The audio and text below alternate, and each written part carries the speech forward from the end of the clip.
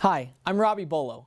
For the past 3 years, I've worked full-time at BYU TV as an on-air personality.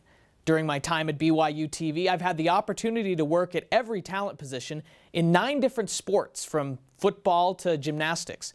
These are network-quality broadcasts distributed to more than 60 million homes nationwide. Some of the highlights of my experience include calling several NCAA tournament events. Thank you for taking the time to watch my reel. I look forward to hearing back from you so that we can talk in more detail about how I can be an asset to your organization. BYU quickly on the counter. Thornock crossing to the middle. Ringwood shot, scores! Jessica Ringwood puts BYU up 1-0. Maeda trapped in the backcourt, and the ball's taken away by Shepard. Shepard driving on Maeda, scores and draws the foul. Team coming off your first win last week, what do they need to do to keep that momentum going here tonight? Well, I think that we're playing a very good opponent. We're going to have to be sound in all areas of the game. Offense, defense, special teams. It's going to be a big challenge. I'm looking forward to seeing how our team reacts to that last win. Anderson now back setting to Cabral. And Levaya and Sanderstamp return to sender on the attack from Cabral. Brock Whitney hits this one deep into the gap in left center field. Welch on his giddy-up is going to come from third and score the go-ahead run. Tyler was just 2 for 10 against Utah on Saturday, so this week I asked him what he needs to do to score if teams are going to try to shut him down. He mentioned 4 specific things. The first thing he mentioned was in transition. When they secure the ball, he just needs to be able to outrun his defender and get points that way. The second thing he mentioned was the foul line. This is a 94% free throw shooter. 10 of his 14 points on Saturday came from the free throw line. In the post, he says he needs to get to the block and post up and get shots that way. And finally, from the three-point line. He was 0 for 3 against Utah. He's going to try to improve in that arena, especially against one of the best perimeter defenses in the country. The defense always talks about team. We win as a team, we lose as a team. But when the defense allows Boise State 0 points and loses, what do you say as the offensive coordinator? Well, it's sad. I mean, it makes this job really hard. We might start winning some football games in tough environments if the offense would just stop giving the other team points. Pause, steps back. Carlino driving in, working to his left, spins to his right. Cusick in the corner. 3, got it. 3-2 pitch from Donisthorpe. And Willard smacks it high and deep to center field. It's gone. A walk-off 3-run home run for Delaney Willard. Her second home run of the day, and BYU walks off New Mexico State 3 times in 2 days.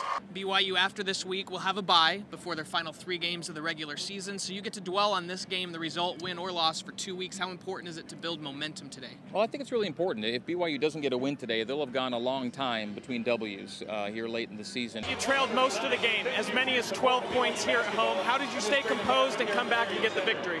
It's a lot of heart. When you play those guys, it's a hard game. It's a rivalry game, so that was just big time. That was great for us. Coach Cleve, we were expecting to come in here excited to get a chance to see this team, but earlier today we learned Steven Rogers goes the way of Chris Collinsworth. His career is done with a knee injury. Very disappointing for Steven. I think it's something he's worked really diligently over the summer trying to get healthy again. He just isn't able to do it. Our best wishes to Steven Rogers. Starters Noah Hartsock and Charles Abuo have graduated and moved on. BYU, though, returning 3 starters this year. Matt Carlino, Brock Zylstra, and maybe the best of them all, Brandon Davies. Hanneman setting Alexa Gray, and Alexa Gray sends BYU to the Sweet 16 with a sweep over the Oklahoma Sooners. Fosno, one of 11 returning gymnasts for the Red Hawks this season. In fact, they returned 21 of the 24 routines in their lineup from a year ago. That is incredible. A few minutes ago, you saw San Francisco head coach Rex Walters start to empty out his bench, but he still has more players he could put in, but he looked down the bench and said, if you're not wearing your heart rate monitor, you're not going into the game. Regardless of the score, he still wants his guys working hard, and there's a computer right next to the assistant coach that you can see right there. It's Black Friday all across the country, but here at the stadium at Southfield in Provo, Utah, it is Blue Friday. Carolina Blue and BYU Blue colliding on the pitch. It's the final stop on the road to San Diego.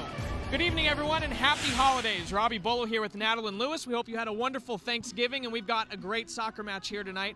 Completely different pedigrees for these two teams. North Carolina has won 20 of the 30 NCAA championships in women's soccer all time. BYU trying to make its first ever trip to the Final Four. This is big, even though the teams have only played twice.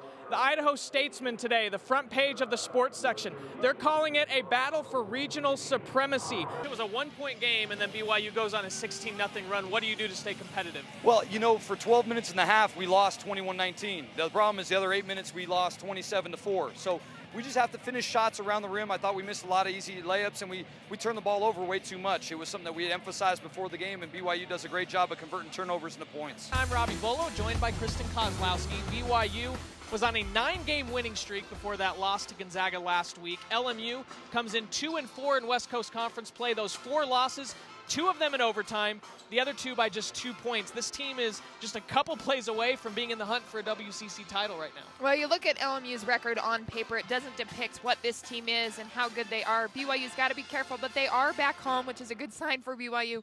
8-0 at home, and they shoot the ball much better at home. Overall, just play well when they're here in the Marriott Center. That loss at Gonzaga was BYU's first in West Coast Conference play. The Cougars now one of 4 teams atop the WCC standings with just 1 loss. Coach, an interesting end to the half. You get 3 touchdowns, a defensive shutout. What did you like out of your team so far?